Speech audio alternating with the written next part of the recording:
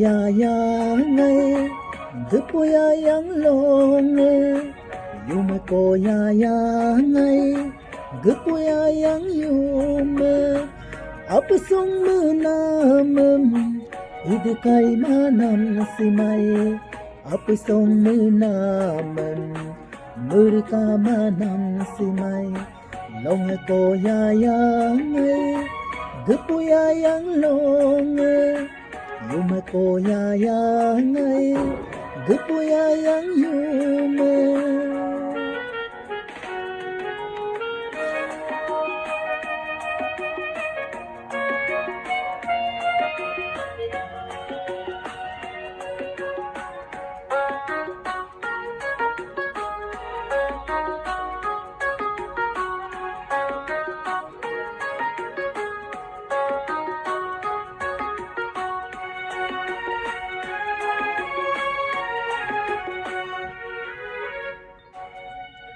Poloko nemito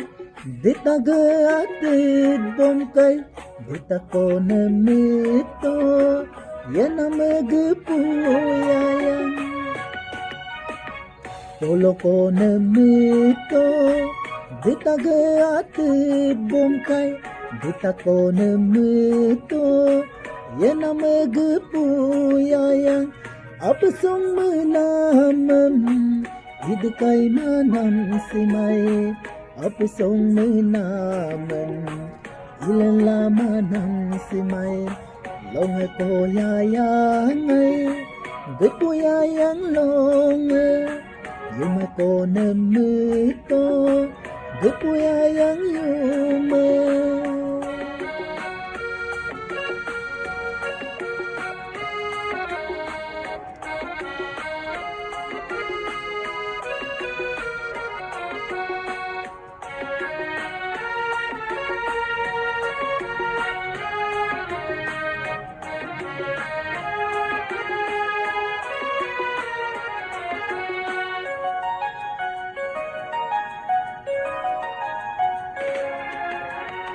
Mokke apse Inko na apikoy Hani ganang koy Mokke apse kong Mokke apse Inko na apikoy Hani ganang koy Mokke apse kong Ami kinam kesa Ken pemedungai Ami menam kesa Mengkerudungai Long ko yayangai Gupo yayang long Yum ko yayangai Gupo yayang yum Apasong menam Id kai manam simai Apasong manam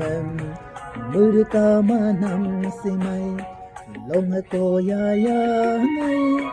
Gupo yayang long Yum ko yayangay Gupo yayang yum